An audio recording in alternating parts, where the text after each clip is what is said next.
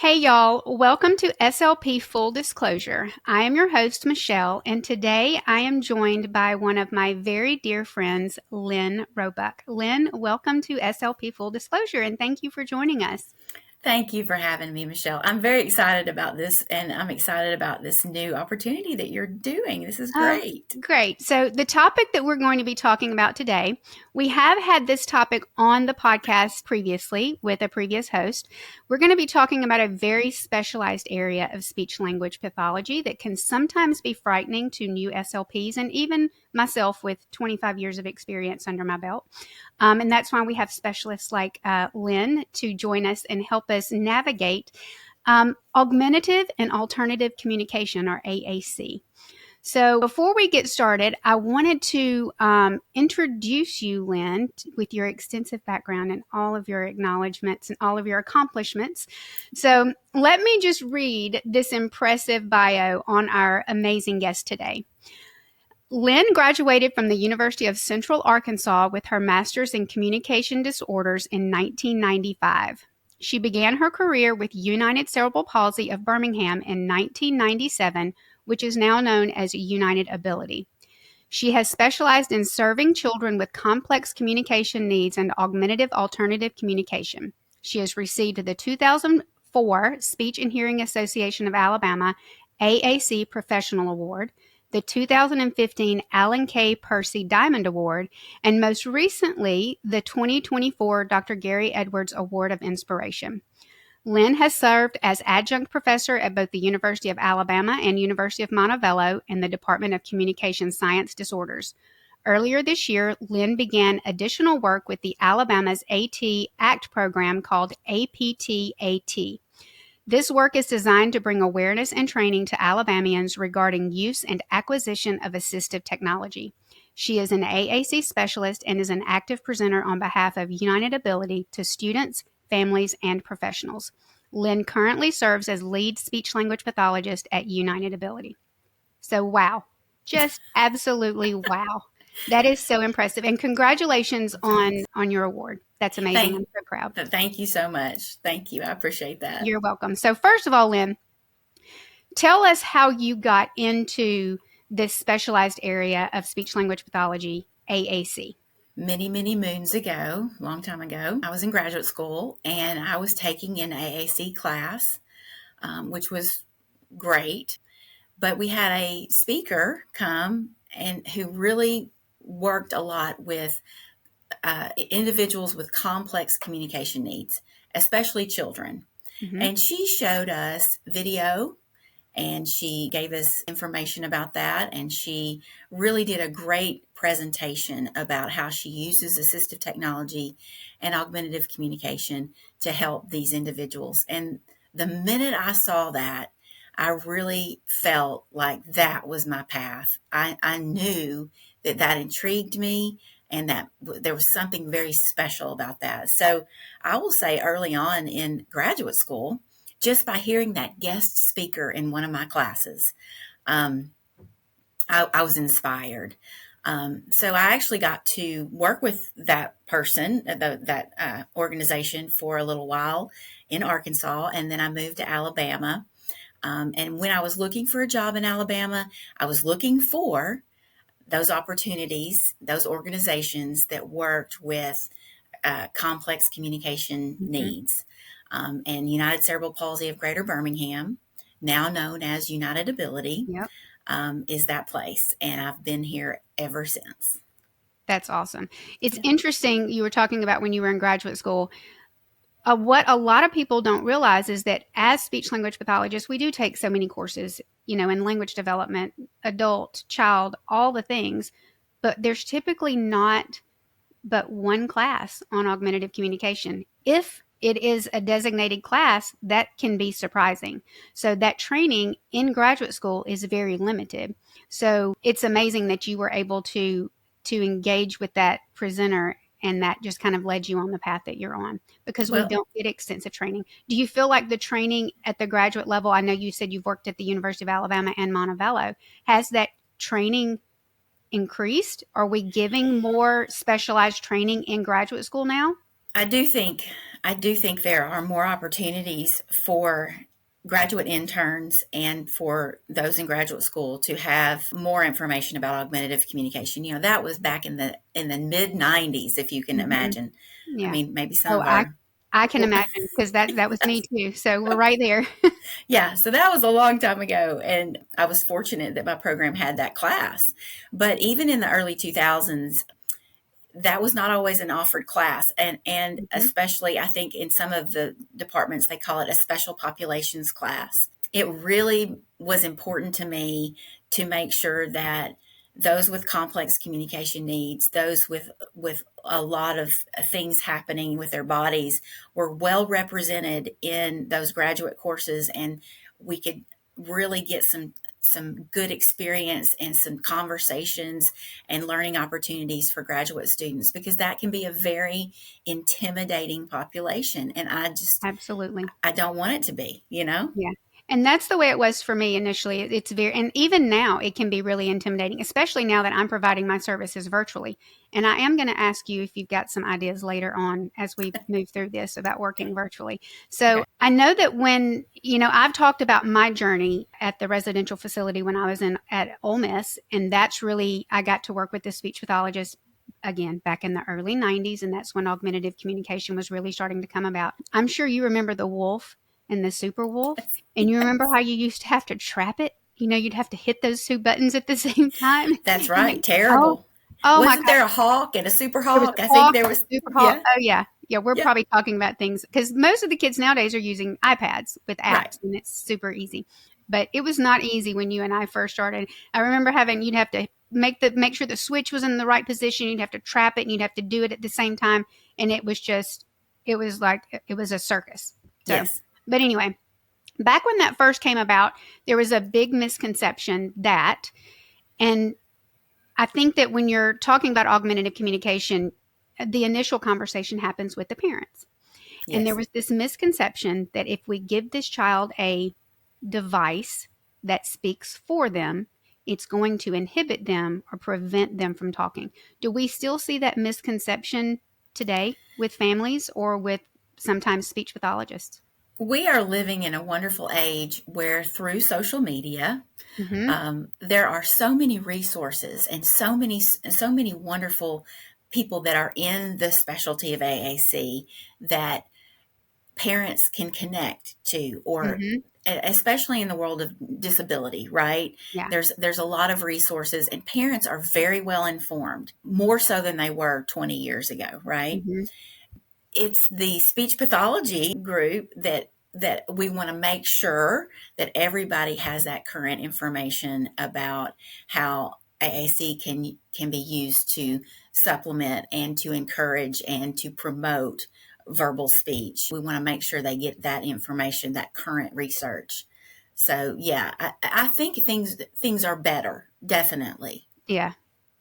That's awesome. Because I know early on in my career, my experience has been, I mean, you and I worked alongside. You were my clinical fellowship supervisor and my mentor, and now my Sorry dear about that. friend. No, it was amazing.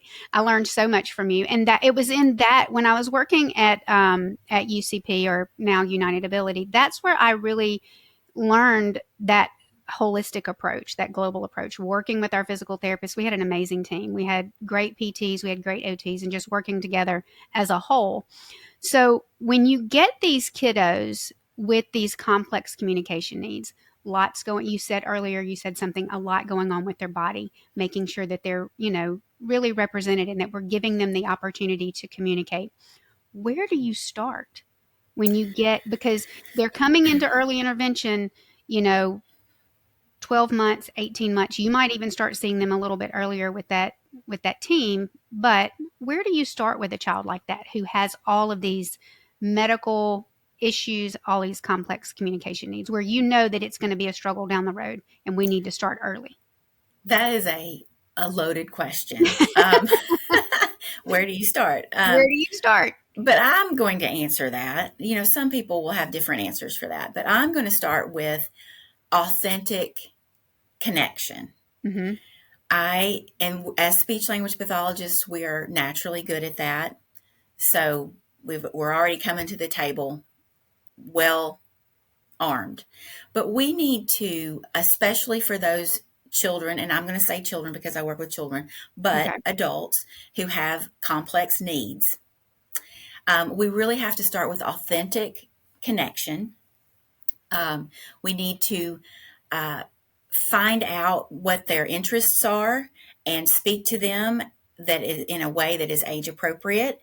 And we Mm-hmm. need to encourage, and we need to look for their strengths and identify and speak about their strengths and not have a deficit focused intervention. We need to Mm-hmm. have a strengths based intervention with authentic connection. I love that. um, that's the greatest place to start, because when I'm in all my experiences, when that person feels seen Mm-hmm.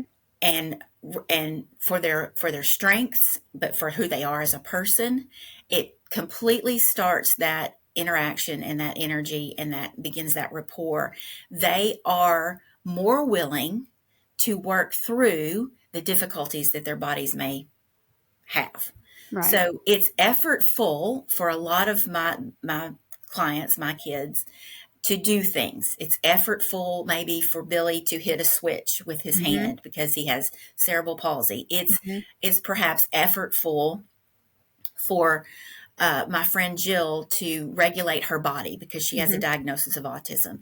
It's effortful, and I want to make that effort worth it. And I start by really working on authentic connection and focusing on their strengths, and then finding that true motivation, what's motivating for them. And that Right. that that starts the conversation, and from there I can work on the technical parts. I can work on, you know, getting them in the readiness to learn state, and working on access, and all the other things we have to consider. How do you work on access with those kids who have that difficulty moving their body? Oh gosh. You're working with a multidisciplinary team because you're going to have your PT and your OT there, I'm Yes. sure. Yeah. Yes. And boy, am I grateful for that team of people. So I do say access is probably like the first thing in my brain that Mm-hmm. start, even when I'm working on authentic connection and I'm working on readiness to learn. I'm really assessing at the same time, how are we going to access? Because I've got folks that use eye gaze. I've got individuals that use a single switch. I've got individuals that use direct access with a finger. I've Mm-hmm. got individuals that use their leg to access a switch to do auditory scanning.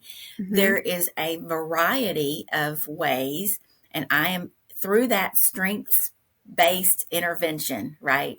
And that I'm strength saying, based focus. Yeah. that's right. What are you using? What is easy for you, or easier for you? Um, so that's kind of where I start with access. Okay. What devices are you primarily seeing iPad usage? I'm in the school district. I'm working in California virtually. Um, and what I see with the majority of the kids that are coming in that do have AAC devices is that they're all iPads. And they're coming with pre-programmed apps, I guess. Is it an app? Is it a program? I know that some of these devices have different programs. So tell us about the some of the devices that are out there and how you go about determining which device would be best for which kid. Okay, well, that's also a very loaded question, and Hmm. that's probably like a 2 day training. Exactly. I know. Right. Let's That's what just I was telling you before we got started. We're going to have to keep this general. let's just So, squeeze all this into a few yeah, just minutes. give Let's me do a that. 2 minute, yeah.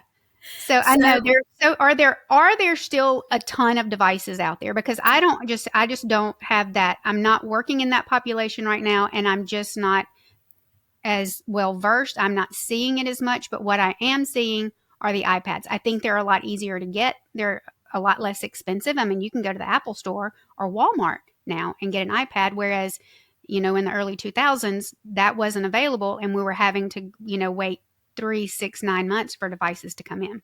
So, it has been such a joy and a thrill for me to see how technology has advanced. I mean, like you were talking about the Hawk and the Super Hawk, Yeah. and how things have advanced, and that has been the biggest thrill of my entire career, and nothing surprises me, right? So Right.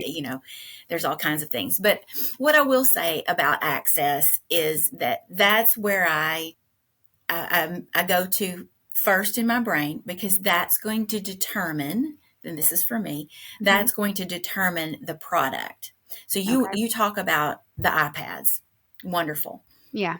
iPads have several apps. They are apps. There's several communication apps or AAC apps. Some Mm-hmm. of them are for free. Some of them are very expensive. There's some that are $300 for the Okay. app alone.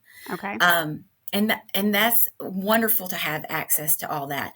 But when I am thinking about a child, I am thinking about the best access modality for them. And a lot of times for the kids that I serve, it's not direct select with your finger. Right. And it may not be direct select with your finger with 84 small choices. Right. Because they're Okay. small. They're little. That's right. They can be Mm-hmm. little. So you really have to think about what key guards you have in place. You really have to think about, Xing off the other options. Is scanning an option? Is eye gaze an option? Is direct select with your finger an option? What are the options? So you narrow it down from there. Okay. Does everyone need an iPad? I mean, okay, so think Yeah. about durability, think Yeah. about portability, but Mm-hmm. think about that key guard. Think about that for just a second, because an, an appropriate key guard could make or break the access that Right. we have. Okay. Tricky Mm-hmm. little slope that we go down. So, there's some great resources out there. KeyGuard AT, great company. I've been in contact with them to make key guards for iPads, but there's also devices that are iPad based from different Hmm. companies. Now, I don't want to get too complicated or too confusing, but Okay. Tobii Dynavox has several products, one of which, at least one of which, is an iPad based system. It's Hmm. SC tablet.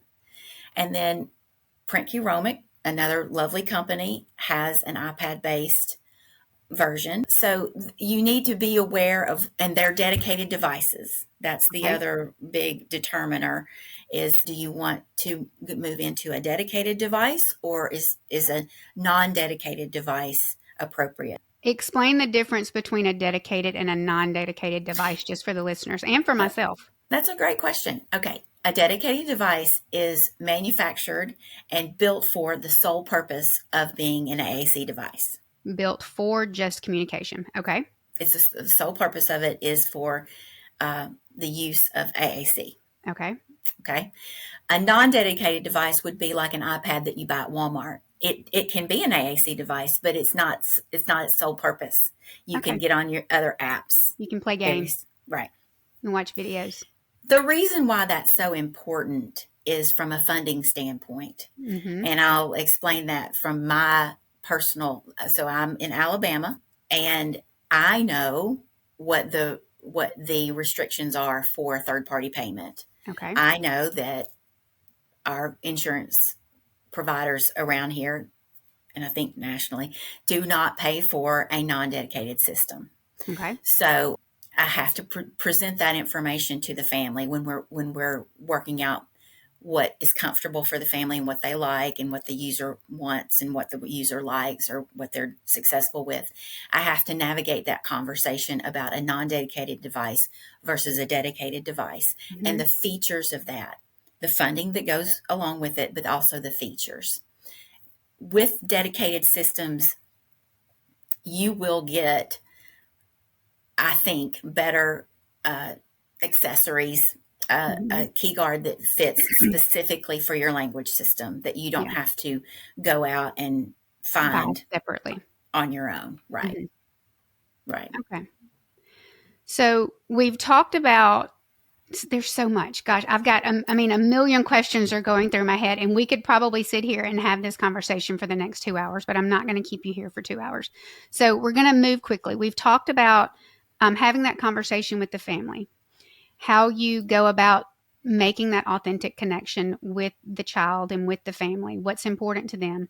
And now we've talked a little bit about the funding, because an iPad is much easier to have access to. I mean, you can, like I said, we can go to Walmart, but then you get into that dedicated versus non-dedicated device and the funding and the options that are, I mean, a dedicated device is for a child who has complex communication needs, seems to me to be the more appropriate option. But would you agree or disagree? I do. You know what? I'll be honest with you. It depends on the family and the user. Okay. It depends on the mounting. Is there mounting required? Is this person in a wheelchair that requires mounting? That's a huge part of that piece to that puzzle. Or are they ambulatory? Do they use a walker? You know, Mhm. what's the portability Right. of this? And These I will say, so many yeah, things that you so, have to consider. Yeah. yeah, So many things. Okay. So let's get into what now? Now you have worked with this family, because are you working with just birth to 3, or are you birth to your, so you've I'm got kids who are school aged who are coming to see you after school. correct. Oh, I And love and it. and during school. And during school. I love No, it not because, really. I'm kidding. Joke. but you are there and you are a resource for that speech pathologist like myself with 25 years of experience, who, when I see that AAC goal come across on my IEP, I'm like, oh my gosh, what am I going to do? But they're very lucky in Alabama to have you. And I hope that Thank the you. speech paths that you work with realize how lucky they are to have you. So, how Thank you. are you working in conjunction with those kids that because you've worked with them from birth to 5, now they're in kindergarten. I think my first question is, how are you collaborating with the school district? My second question is, and my third question, and then my fourth question, and my fifth question. So, first of all, how are you collaborating with the school system with these kiddos who are transitioning into kindergarten in the public school system with these devices? And how do you, I think my second question is kind of goes along with that. How do you get that buy in from the teachers who have, you know, 10 other kids, sometimes more than that, in their classroom who also have complex communication needs? How are you getting that buy in, and how do you work that in? You have some really hard questions, but I'm going to try. I Okay. know you I'm can going to answer try. them.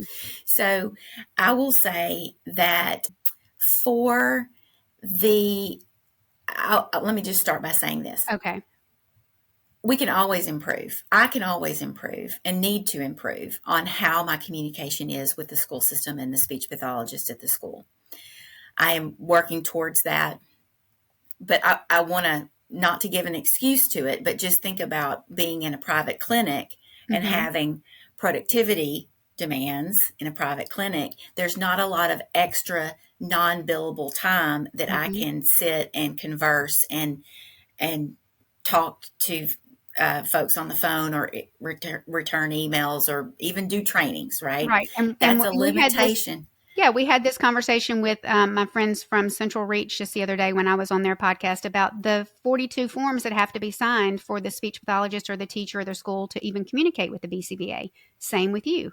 There are 42 forms that have to be signed, and the right person has to see them before you can even respond to an email. That's right. So lots of limitations. I agree. I understand that. That's right. And I think the school system limitations, and then maybe even a private clinic's limitations, are different limitations, but they're there, right? And Right. sometimes we don't understand the other person's perspective. So this is a great example. The other day, I emailed. First of all, I'm very fortunate in Alabama to have some wonderful colleagues, not just here at United Ability, which I do. I have some wonderful and very knowledgeable colleagues at United Ability, but we also have them outside of United Ability in the state of Alabama and in the Birmingham area. Toot toot your horn. So Another great southern state. Yes. that's right. So we have some great agencies, state agencies, and school system folks that I have been lucky enough to learn from and connect with. So the other day, I got a new client coming in, and they have had a system. It was a mid-tech system. Mm-hmm. This little one has a complex genetic disorder, and the parent is looking for something to progress him, and he's doing some wonderful independent play on an iPad for entertainment. Mm-hmm. So she's saying, I think he can do more than this mid-tech 12 location, 13 location system can provide. And she's not wrong. And so we talked and we worked and we played and we hung out. And the first thing I did was email the school SLP and another agency that's involved in his care. And I said, hey guys, I have a little one and I've got permission to communicate. Right. But hey, what are some things that you would like for me to do? And what are some things that you would like for me to avoid? That's how I phrased it. Like, tell me what you don't want me to use, or what do you see that would be not helpful to you in your environment in which you see him? Now, does that always mean that I will do exactly that? Yeah. I mean, in good faith, yes. But right. if there's more education that we could talk about, or more discussion that we could have, if that would be a great place to start.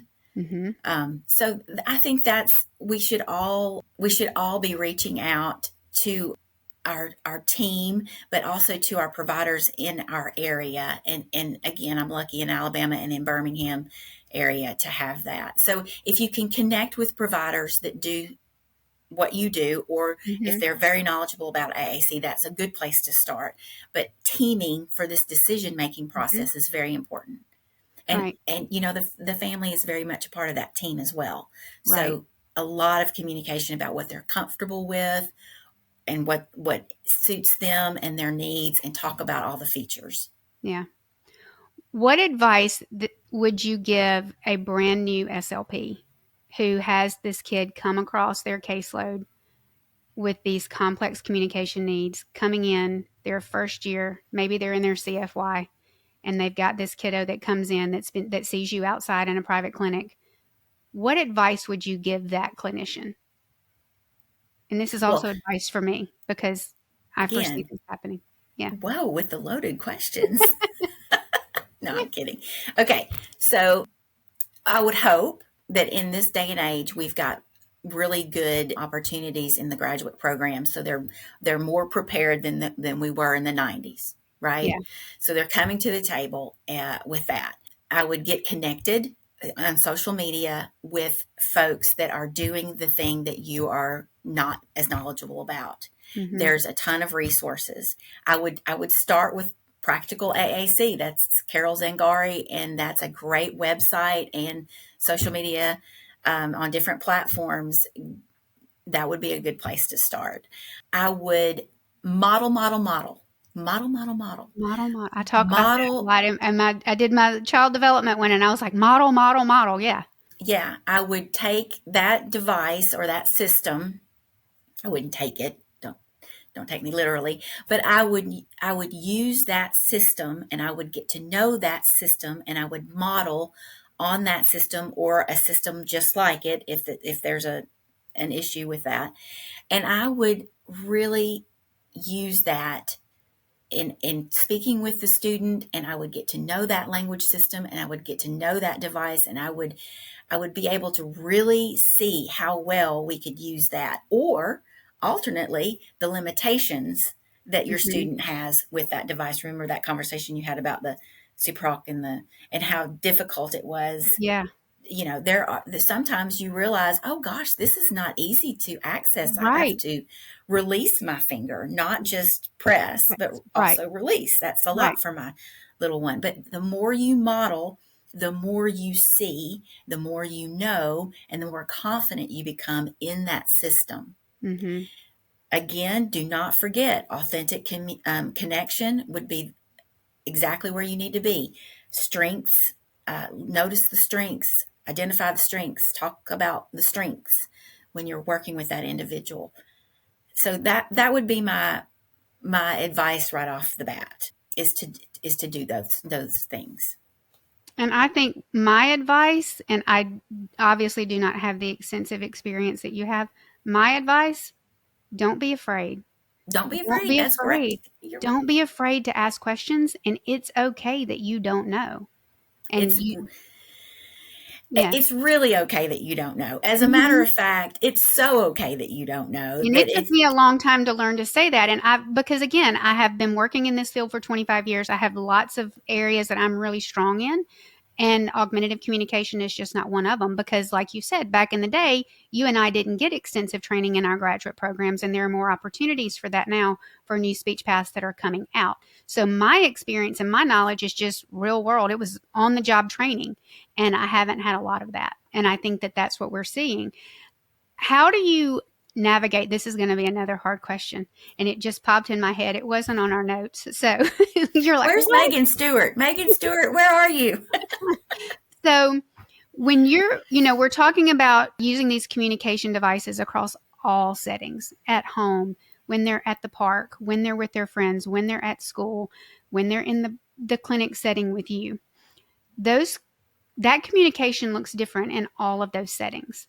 So how do you navigate with a child who does have those complex needs, and the communication that they need, and that this teacher and the speech path are like, okay, because you asked that question earlier, what is important to you? Because what's important to the teacher and the speech path at school are those peer interactions, being able to, participate in classroom activities, versus what's important to the family at home, because at home they're doing more fun things. They're out in the community, they're playing games. So how do you navigate those different communication settings in teaching that with a lot of people who are involved in this child's care?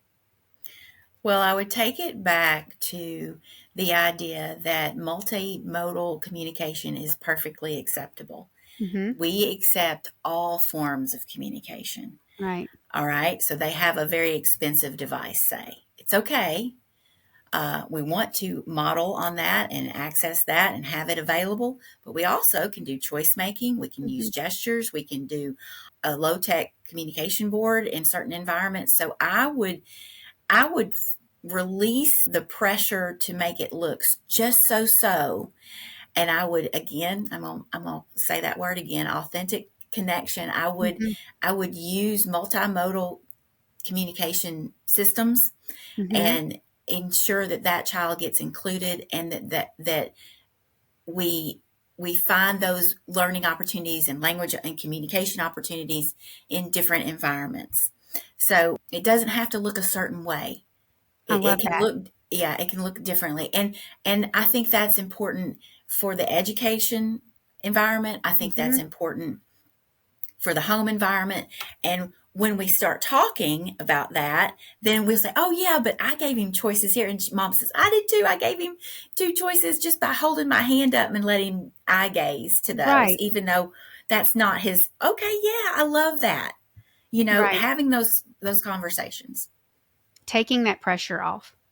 Taking the pressure off the speech pathologist in the school, because now they've got so many people working with them in different environments, targeting the same thing, which is that communication. But it's okay that it doesn't look the exact same in all settings. Is that appropriate to say? Would That's that be? appropriate. I mean, Yeah. yeah, you identify the consistent method that you really should be the home base, Mm-hmm. right? You've got kind of a home base in your mind, but you can Mm-hmm. use multimodal communication throughout the day in different environments. I love that. Gosh, the world of AAC, and I'm gonna ask this, and I don't even know if you have any experience in this. Again, it wasn't on our notes, so yay for me, huh? And I want to have a guest on the show to talk more extensively about this, the role of AI in augmentative communication. What do you know about that? Well, not a lot, not as much as I should, but I will say I had the privilege to go to ATIA Mm-hmm. last February, and I'll go again in 2025. I hope.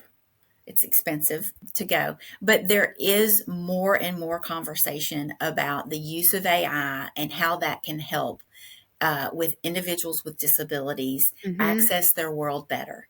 And I will plug a friend of mine, Chris Bouguet, who is a wonderful advocate for assistive technology, and especially in the education setting. He's got some great books. He's got a great podcast called Talking with Tech, but he knows a lot about AI, and he has some conversations about that. So I would hook up with Chris Bouguet, and that's spelled Bujaj.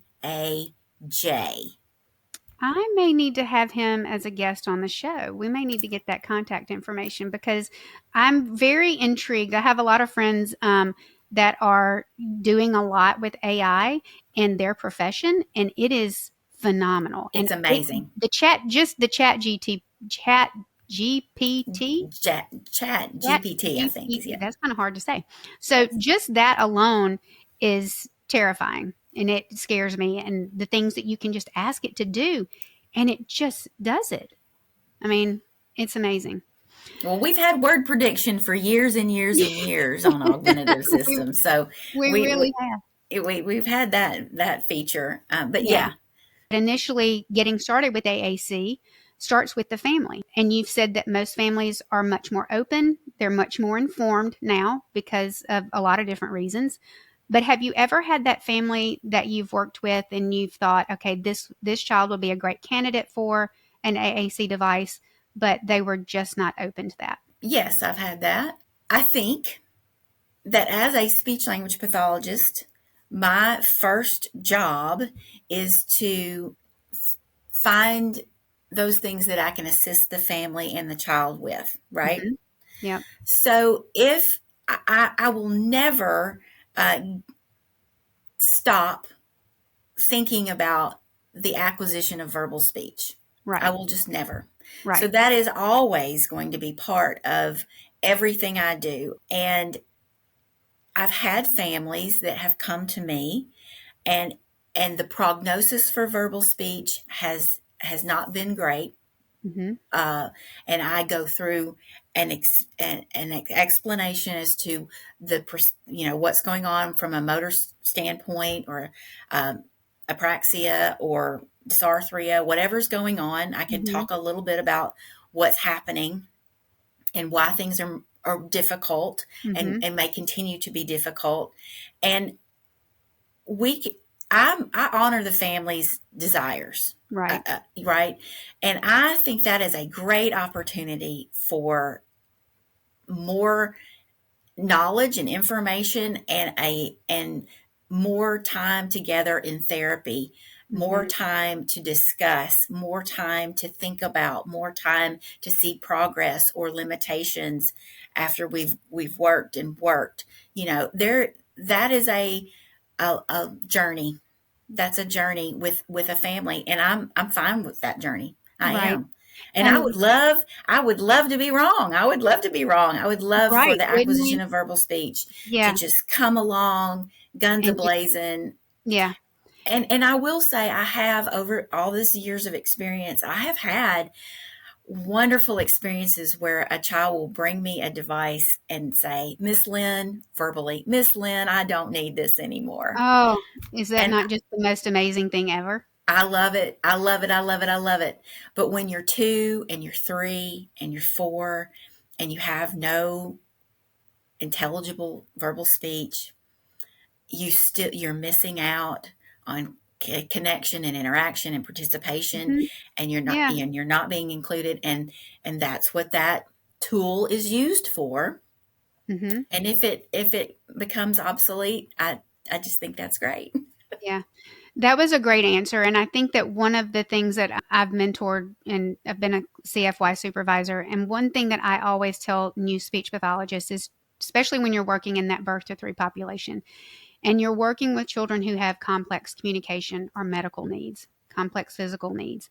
This is new to this family, and this family a lot of times in this stage when you're getting involved, they're still grieving the loss of what they thought was going to be their child's life. So it's really a delicate situation, and you're right, you do have to honor the family, but you just have to have those authentic communication, those authentic conversations with the family, and letting them know. And I said this recently, we can't predict. We don't have a magic ball. And I have worked with children that the prognosis for verbal speech, the prognosis for gross motor skills were very slim, and that child has just blown us out of the water. And it's been an amazing thing. It is an amazing thing to see. So Yeah. just keeping in mind that in these early stages, this family is dealing with a lot. And here you are coming in as a speech pathologist with one goal in mind, which is communication. but you've got doctors, neurologists, you've got 20 different specialists, you've got other therapists in that family working with that family, and a lot of times it can be a lot. And think about the equipment too. I've got families that come in with the wheelchair, and then they've got the walker on the back of the wheelchair because they want the opportunity to practice some steps. They've got the oxygen tank. They've got the G tube. There are, and then I'm trying to add another piece of equipment sometimes, and I have to be very conscious and respectful about how that rolls out and what the family wants and the timing of that.